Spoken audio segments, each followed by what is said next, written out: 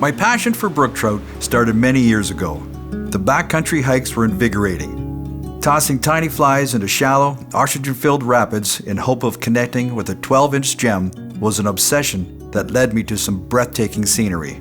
But this trip for brook trout was going to be different. The mighty Nipigon River in northern Ontario is our destination, and this river is as massive as it is magical. Welcome everybody. I'm Jeff Parks with the New Fly Fisher.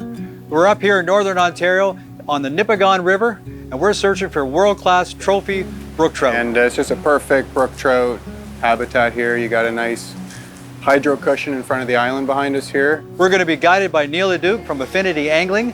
I love brook trout. I had an opportunity to come up here this spring and fish coasters on the big lake, and snapped at the opportunity when the New Fly Fisher asked me to come up here and fish the river. And we're going to be joined by special guest Joel Woltheis from Scientific Anglers, and this episode starts right now on the New Fly Fisher.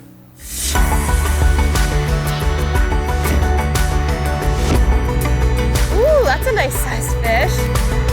Absolutely fantastic. Good fish.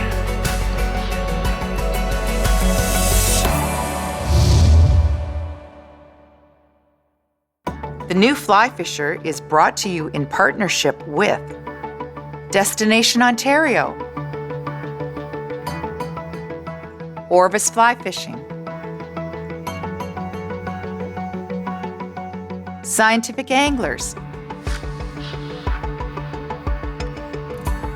Trout Unlimited, WeatherTech Canada.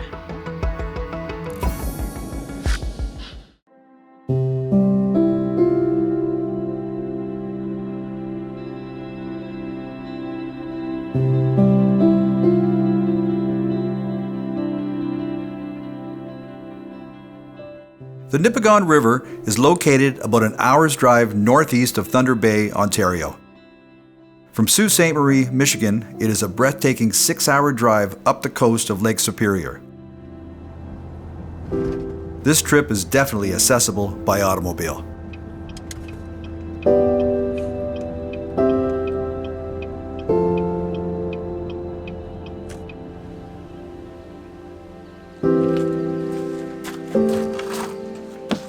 Our guide this week is Neil Leduc from Affinity Angling, and fly fishing guides don't come more professional than him. So you can just put whatever you want here. We are also accompanied by Joel Woltheis, marketing manager from Scientific Anglers, and he is one fishy guy. This is going to be one epic trip. Since I was 14, 15, I've been hearing about the Nipigon. Big brook trout, world record came out of here way back in the day. And it's always been something really exciting to think about. The history of the coaster brook trout in Lake Superior, the history of the river. It's just a really interesting experience up here. We're here on Nipigon River, and I'm with Neil Leduc from Affinity Angling. Neil, what do we got going on today? Today we're going to be hitting the middle Nipigon River for brook trout. Hopefully going to get some on the dry fly. We'll do our best to get them on the top, and then probably some streamers and sink tips. And we got some calm weather right now, but it's supposed to get pretty windy, so we'll get at it and do our best. All right, let's do this thing.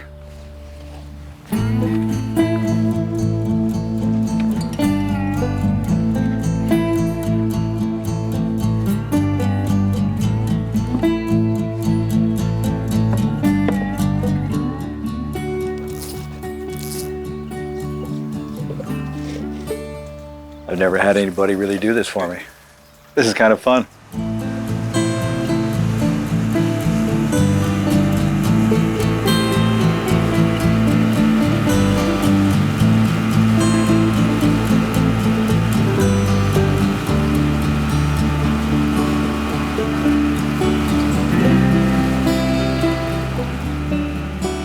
With the stunning beauty of the Nipigon River in my sights, I began to wonder what this river was like back in 1915 when the world record brook trout was caught and still holds to this day at 14.5 pounds.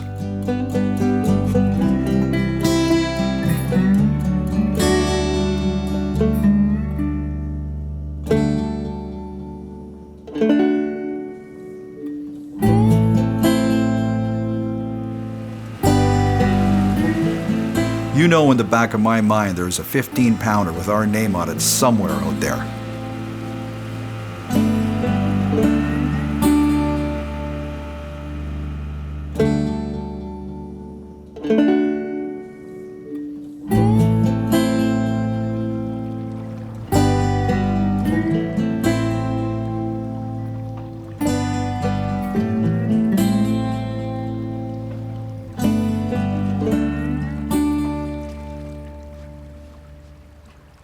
Just the rhythm of these fish too, you're rarely going to get them to come up twice in the same minute, but we'll just give it 3 or 4 minutes here and he might crush one of you again. Sure. Yeah, he's around. Neil is a fan of topwater fishing for these brookies, but Joe and yours truly blew every chance we had. Fish on. Ah, fish gone. Too quick at the draw, as they say. We switched over to streamers, and that began our day.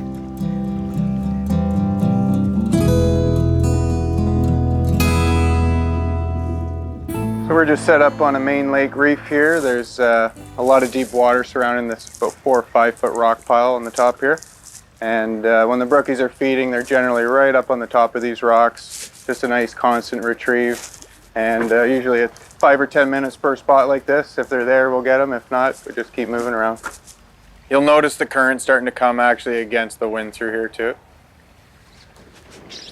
Fish on. Yeah, attaboy. Little guy, I think.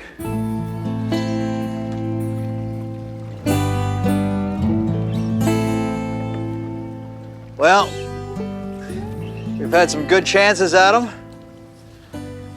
Lost 4, 3 on dries. Looks like we've got one smaller one. Finally, we might be able to get to the net here.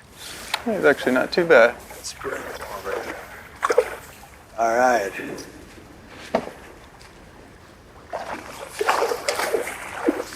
Got him. Right Well, on. we're on the board. On the board, boys. On the board. Looks out.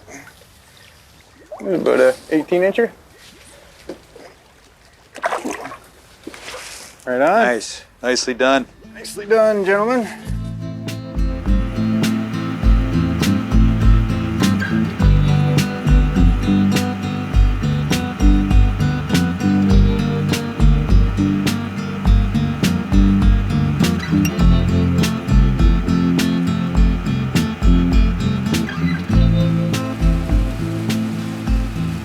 As per Neil's guidance, we kept moving up the river and worked the rock croppings in search of these spotted beauties. That's it. The other thing too, they hang out near deep edges, but they don't necessarily go deep. Right.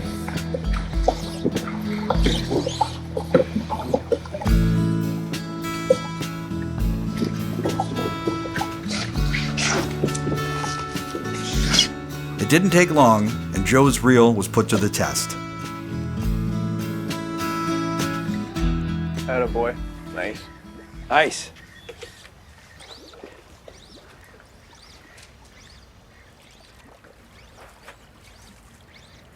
Got it right on the hang. Yep. Maybe just have an eye. It could be a good one here too. It's kind of a bit of a big boy hangout. With a river this size, sometimes you feel like you are searching for a needle in a haystack. A good guide is worth his weight in gold. Yeah, I think we got a good one there, buddy.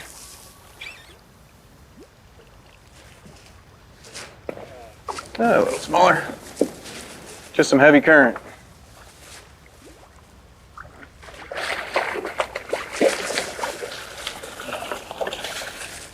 On board. Very cool. Thank you, sir. You betcha.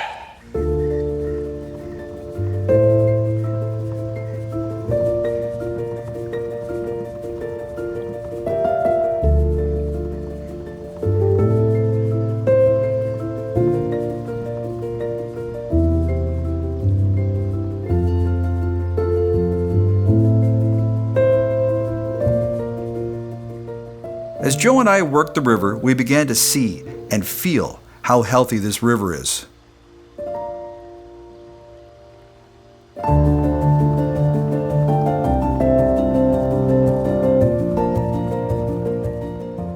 from hardworking volunteers like Randy Beamish, this body of water had been given a new life.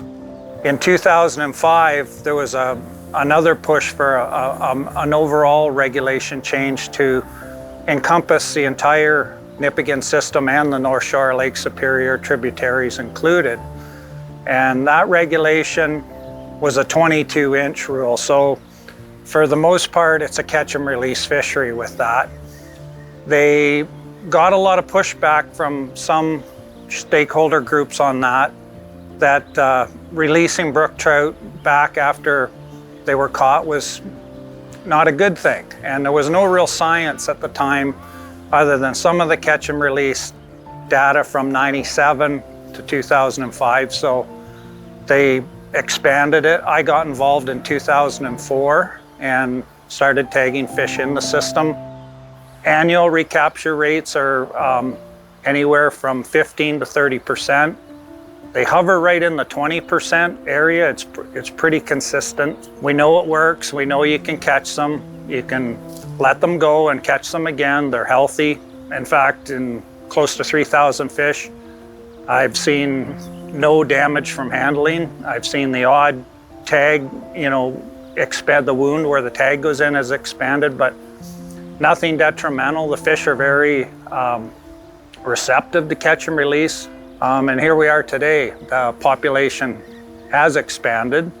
It's doing extremely well. The Lake Superior fish are back in traditional tributaries where they weren't seen before. People are catching them all over the lake now. So they're doing quite well. What I like about it is the chance, I can back my 18-foot boat in, an hour and a half drive from my home, and realistically can catch an 8 to 10 pound brook trout each season. There's very few places in the world you can catch a 25-inch brook trout, and the Nipigon is one of those places, so it's one of a handful in the world.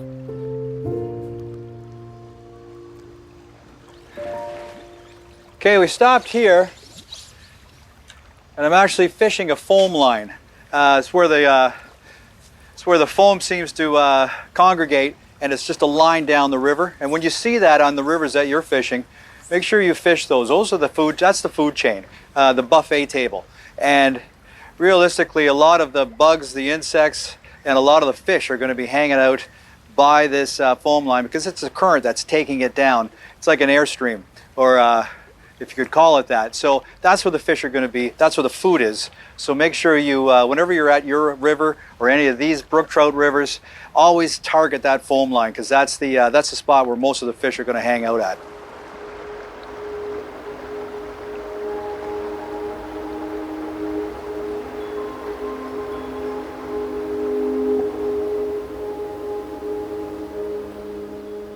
Our trek upriver was indeed a success, as Neil moved us expertly through the heaviest flows the locals have seen in years.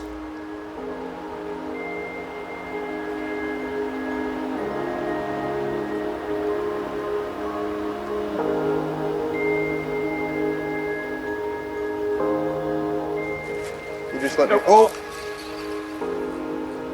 Oh! We were finding some willing fish, but getting them to the net was another story. Wow, that fish hit as soon as it...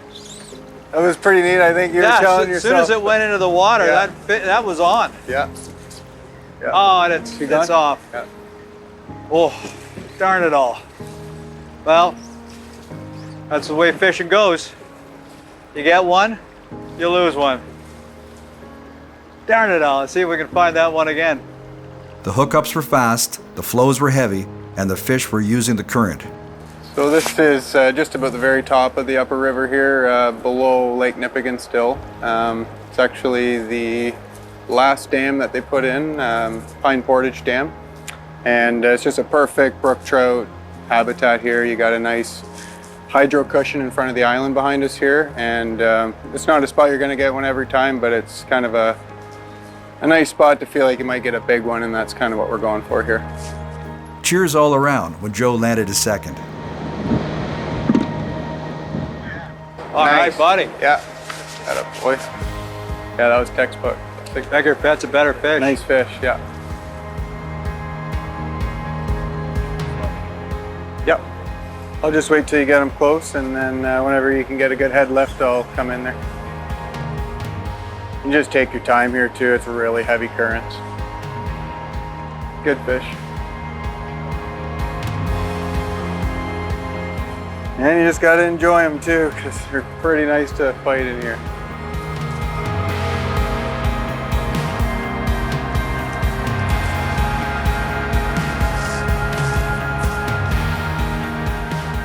These Nipigon brookies are tough as nails. You cannot let your guard down when battling these gems.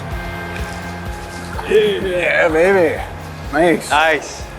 Oh, yeah, it looks like about 21 incher or so.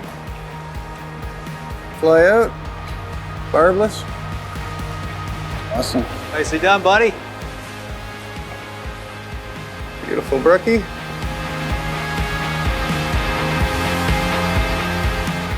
As our day progressed, the winds began to pick up and the casting became more difficult. This time the weatherman was unfortunately bang on. The clouds were beginning to break, but the wind was howling.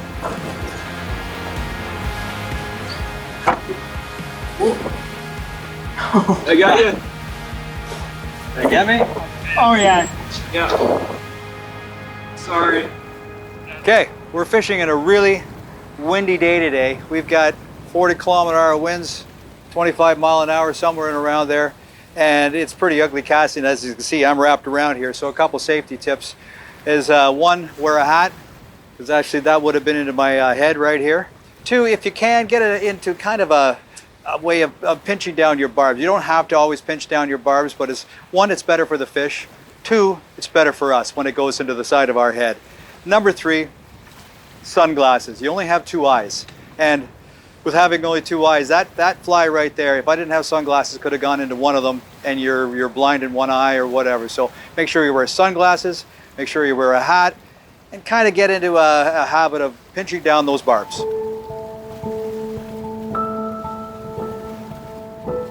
So quiet in here.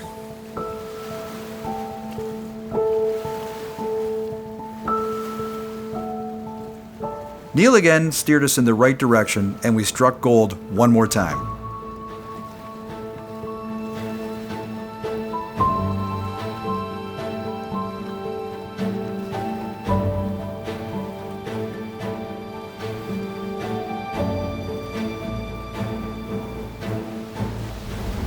Yeah, there we go. Nice, buddy.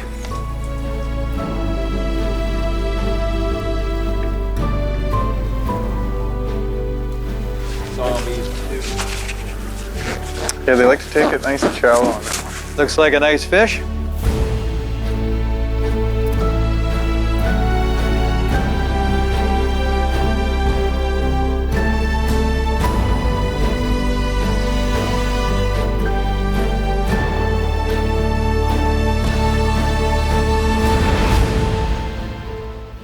So I find a lot of people have trouble holding brook trout. I recommend just keeping them in the net if you can, in the water. You know, if you really need to get a picture with a lifetime fish, 3-4 seconds. If it doesn't work, back in the water. Some people like to use a tailing glove. I tend to just use my bare hands. But I'm just going to show you one little tweak you can do with your hands to give yourself a little better grip here. Naturally, you want to grab the fish with the side of your hand, and as you pull, he slips right out. But if you just roll your thumb so that the bridge of your thumb is in the middle of his tail, you can get a lot better grip on him. If you just see the middle of my thumb is on his tail, I can just get a little better grip.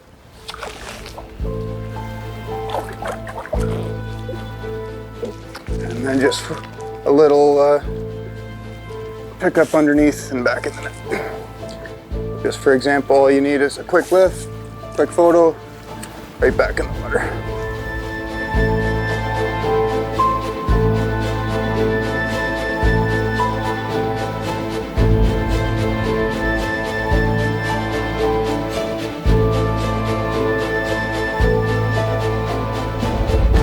What a great first day we had out here today.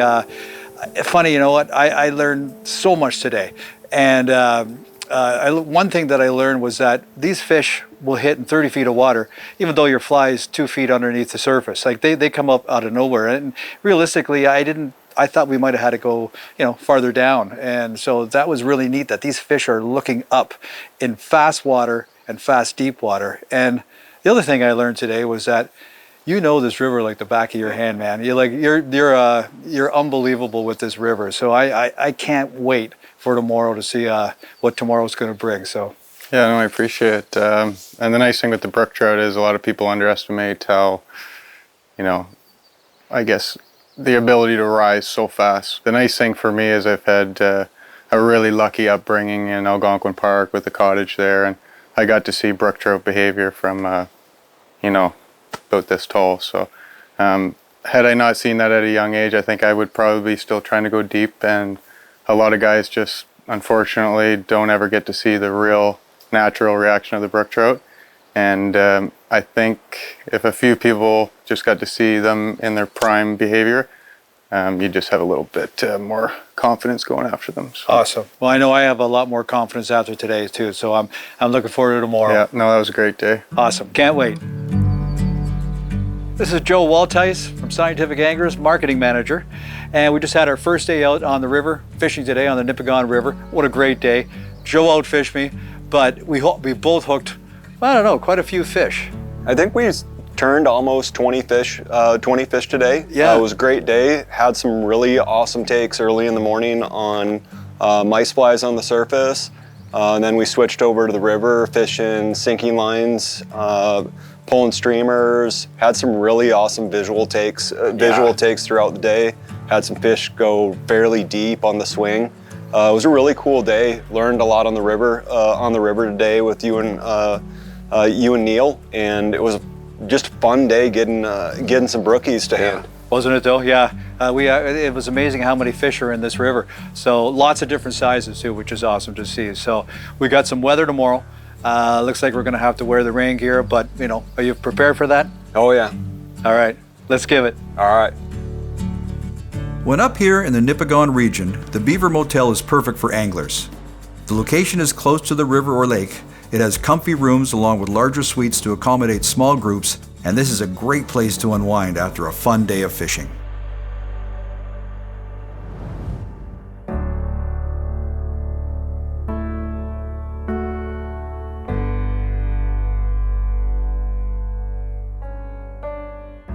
After a great cozy stay at the Beaver Motel in Nipigon, Here's your black, your 2 mil. thank you, Good morning. Can I help you? we awoke to some howling winds. What a difference a day makes. The heavy breezes from the day before were supposed to have receded. This time the weather guru had been sleeping on the job. However, the nice thing about the Nipigon River is the diversity of the fish that swim in this river. The main channel was too choppy for any chance of a brookie today. Neil decided we should try our luck on some of the terrific northern pike fishing this river has to offer.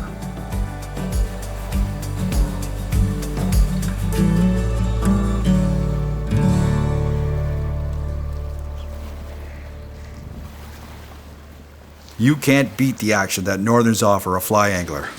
Yeah, I always like the strip, but then the rod tip twitch. Yeah. They really like to eat on the paws. He's on.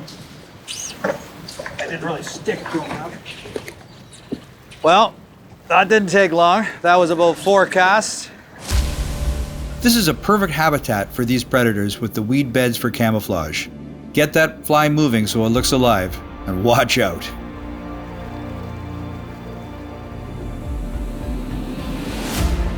Oh my God. Yeah. Is it a good one? Decent, yeah. Decent? All right, I'll get on that.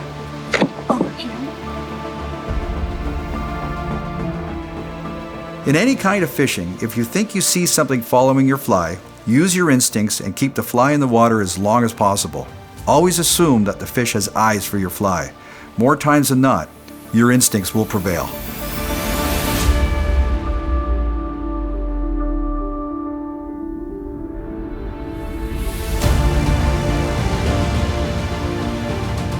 This northern pike fishing will definitely keep you on your toes and give your arms a heck of a workout. Just had a big pike come in on on a weed bed out here.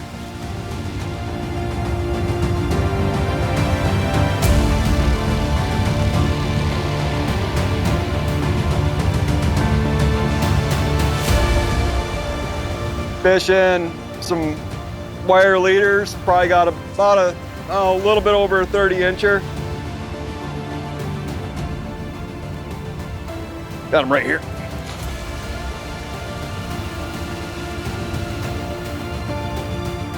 Real visual takes on that. That's awesome.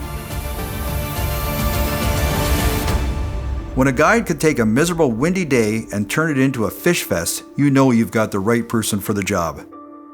Hats off to you, Mr. Leduc. The flies that we were using this week was very, very simple. We didn't use many different ones. Okay, here's one of the pike flies we were using, and you can see it has it's quite large. It's got lots of flash. You know, we were out there, today was really, really windy when we were out there chasing these northern pike. So we actually went big, and we went really, really flashy because the water was a little bit churned up. So that's gonna work here. But also, you don't have to go so big for these. You can use this, so you can a little bit smaller, a little bit easier to cast. With some different, you know, this has always been a very good pattern for the northern pike, the red and the black, but you can use yellows and greens and such, but you don't, as I said, you can see the difference in the size of these two here, that you don't need to always have something this big. We needed to get their attention because of that water was so chopped up because of this wind. But those are the flies that we use for the northern pike. And you know, you can always use a popper when the conditions are right, but this is what we used this week.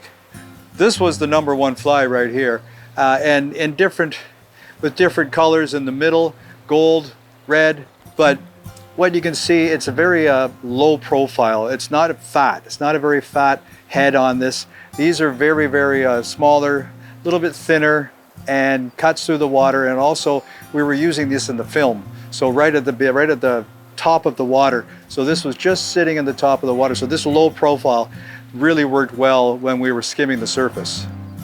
And then, speaking of the surface, when we were getting into the dries, we were using something like a steelhead skater, kind of what you might even want to call a gurgler style dry fly. And these were skating on the surface, but we were also popping these, and these were really, really effective for that morning bite, for that morning dry fly bite. And that's what we were using, just these two flies in couple different colors of the body here, and very low profiles. So the rods we were using this week, I was using a 7-weight 9-foot rod and an 8-weight 9-foot rod. I brought 2 different weights because I really wasn't sure of the flow. You can probably get away with a 7-weight, a couple 7-weights. I would bring at least 2 of them, or a 7 or an 8-weight. But these are the strengths that you want to bring. You don't want to bring a 6-weight or a 5-weight. This current up here is just way too strong. So the reels we were using this week were mid-arbors. You don't need a large arbor. You definitely don't want a small arbor, but the mid-size just seems to be the perfect size for these fish and the way that they fight. So coupled with those reels, we were using full sinking lines for the one, and we were also using floating lines for the other. The sinking lines was for the streamers. The floating lines, realistically, was for the dry fly and some of the streamers that we just wanted to get underneath the film. So I would have at least a couple reels with you with 2 different setups, with the sinking line and the floating line. For the pike fishing this week, we were using 9-foot 9 weights. Coupled with that, with a large arbor reel with a great drag system, because these pike can run and we need to be able to pick this line up very quickly. We have a floating line on these, and we also have a bite tippet attached to that, attached to the fly. And that's how we were working these pike this week.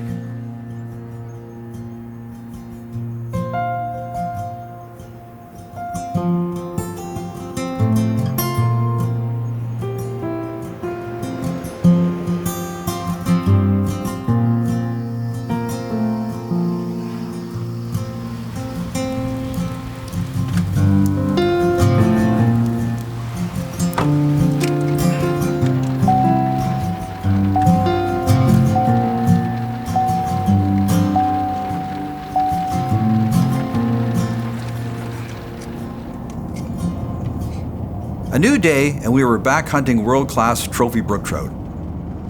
The weather was lingering, but the day was shaping up quite nicely. Well, Neil, we got a different day today. It was supposed to be raining, and actually it's overcast, but not too bad. Less wind, so that's awesome. Where are we going today, and how are we fishing it, and what are we doing? Today we'll be on the upper Nipigon River, so about as far up the river as you can get. It actually leads into the lake, so we'll probably fish it all the way up until the current ends and then work our way back. The goal is probably dry fly to start. Another method that we like to use is called the grease line. A lot of steelheaders in BC basically using this to get aggressive fish to come up, and the brook trout are no different. So basically just a tapered leader, no sink tip at all, just inches under the water, and we'll kind of work each spot in layers. So generally if you want to start with the dry fly, start with the dry. If you don't get them, we'll use the sink tip, and then kind of just work our way up the river, about maybe 30 different spots that we'll hit.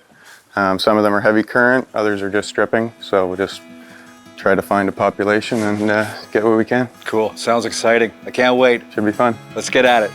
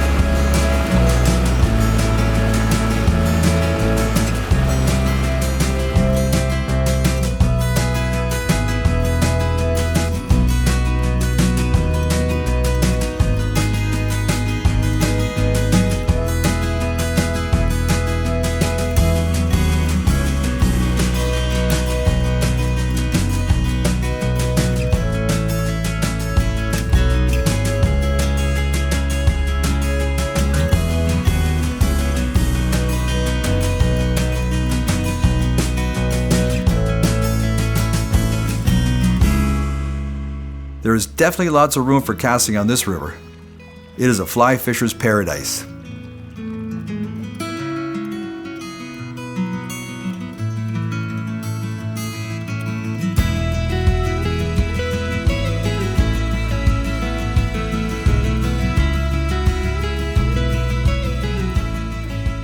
An early hookup put us all at ease. Oh yeah, you can see it's quite shallow in here, eh? Yeah.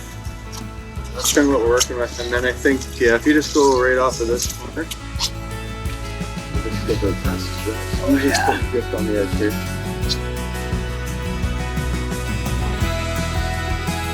Fish on. Out of board. Yep. Nice. Give me 2 seconds there, Jeff. Looks like a good one. Okay, we've had quite a few hits on dries. Missed those, and we just put in a nice streamer just in the film. And I was just stripping this, actually not even stripping, I just threw it in. And it was just in for about 10 feet, just starting to turn and make the turn for a nice swing, and this fish hit that. I think it might be a smaller one, but it's a nice one to start the day. Haven't seen it yet. And it saw the net. And it's using the current.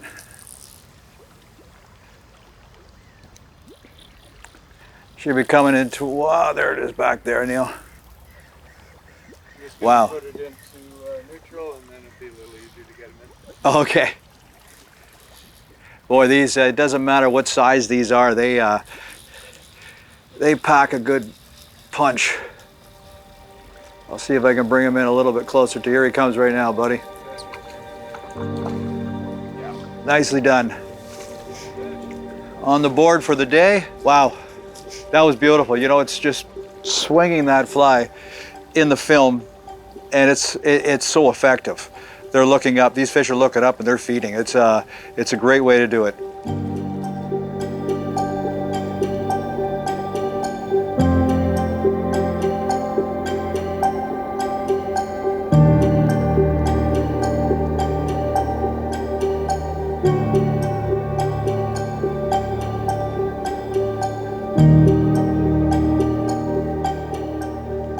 Okay, the key thing is with that fish there is that what we're trying to do is we're trying to slow this fly down because this is really, really fast water. We don't want to get that fly moving too quickly, so we're trying to slow it down, so obviously we're mending.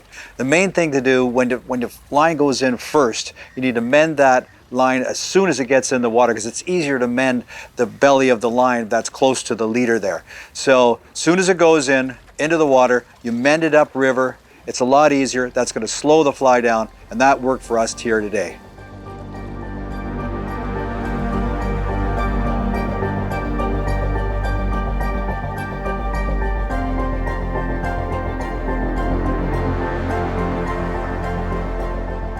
As I threw streamers just underneath the film, Joe was working the dry fly application.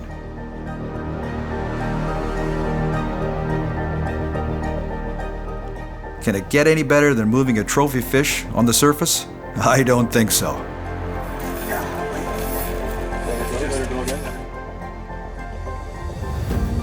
Yep. Nice. Ah! I got the eat. The taste. I got the take. Got the eat. Got it. I got the eat. That up, boy. Woo! That was a cool shot. That must have been an amazing shot.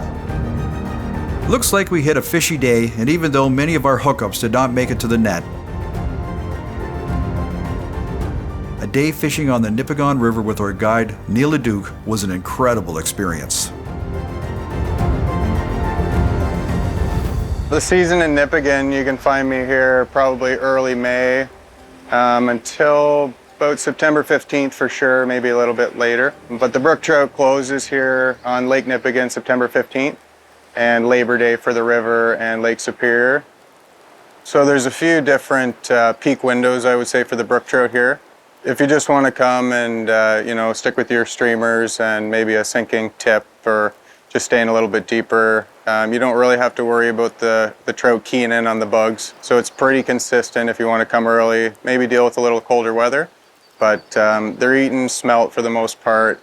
My favorite would probably be mid-July, which is a little tougher for some people who haven't done much dry fly fishing. But it's nice to kind of show people what brook trout behavior is really about. And when the bugs start to hatch at the end of May, all through July, August here, we get a really nice hex hatch, probably around Canada Day. And then another one usually when the lakes turn in mid-August. So you'll see the hexes start to come as that water flips over, cooler, and it's just kind of a revolving window of opportunity here.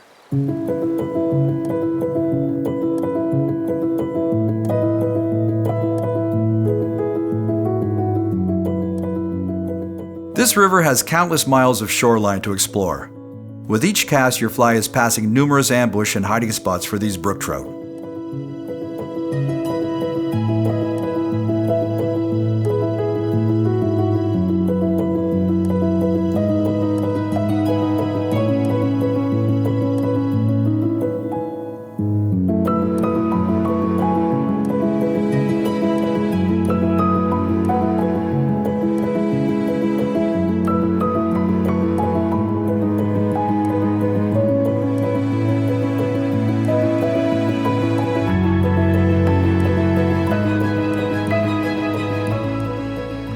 Oh, that was another one. Yep. If you just keep stripping, he might come and get you again. Yeah, he's following. Yep, there he is. Got him again. Boy. Nice work. Yeah. So he hit that. This guy hit this thing first, and I could see him still looking at it, and I just. Yeah, that was a classic. If you don't give up after the hit, the brookies love to keep chasing. They did. I just slowed it down and made it look a little wounded. And it's about the same size as the last one. Beautiful fish.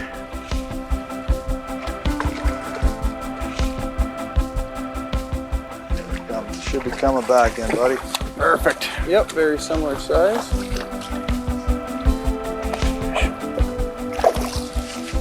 Right on.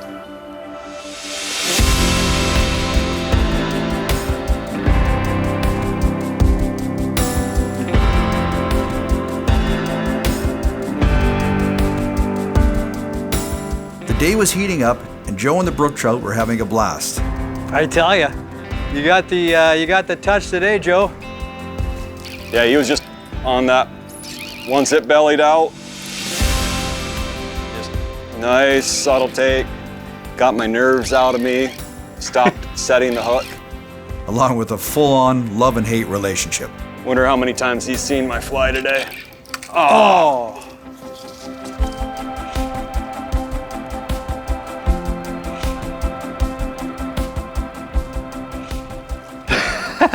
I think I should probably give up for now.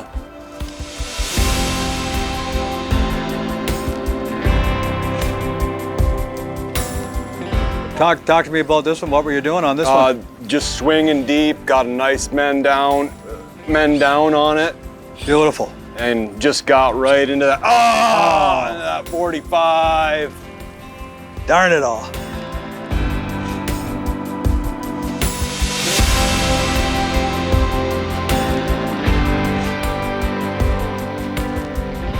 He just came in and grabbed it on the hang on the way back in. Yeah, that was like the third strip you hit it on. Nice little female, I think. Oh, no.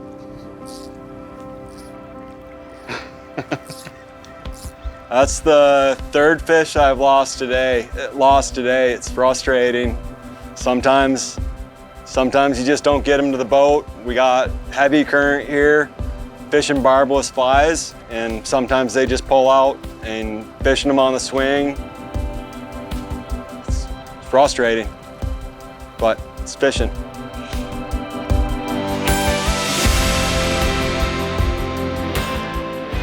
Oh.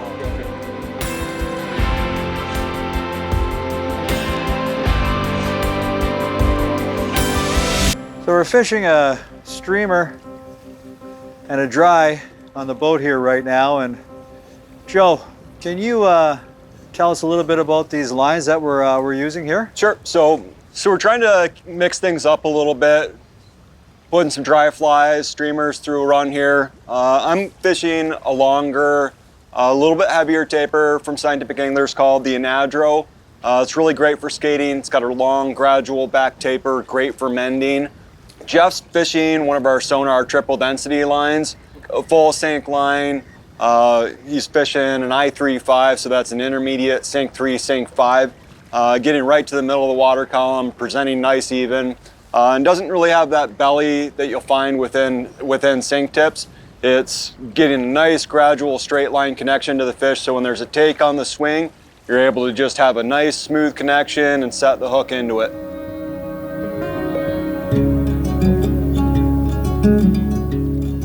It's hard to explain the intensity of this current we are fishing in. These epic high flows have given the fish a good advantage, but another beauty to the net for Joe had us charged.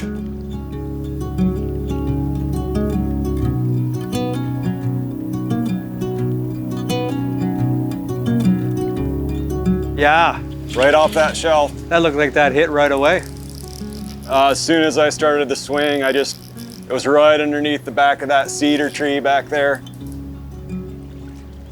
Boy, I can't imagine what that's like holding in that, for a fish holding into that current and still fighting. Yeah, he's tiring out here pretty quick. Oh.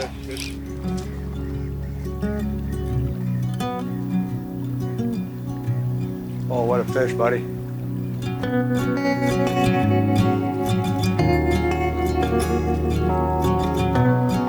Nice fish. Woo. Wow, beautiful. Yeah. Right on, brother.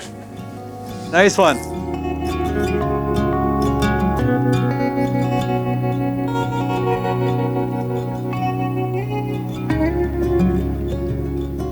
I had mused earlier that there may be a 15-pounder with our name on it somewhere out in this world-class river. So when Joe hooked onto a fish that we couldn't raise, that's crazy. My senses began to build as we all watched with excitement. He's coming right back out too. Walk the dog right back up here. That one looks even bigger. Feels like largemouth. How was the hit on that one? That was no question that I got hit. I just popped it when I went slack back there, and he came up and just cranked it. Yeah, this one might be pretty big.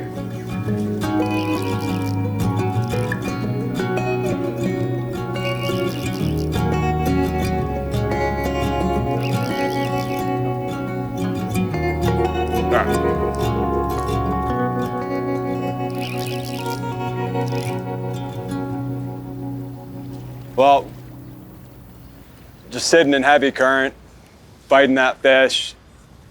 It was dogging down deep, got it up to the boat and just fighting it for 5+ minutes, and it just came unpinned right at the back of the boat. Probably a 26-inch fish, one of the largest fish that Neil said he's ever seen out here. Just heart-wrenching, but it's how the day goes sometimes, right? Ah, man. Couldn't have done it.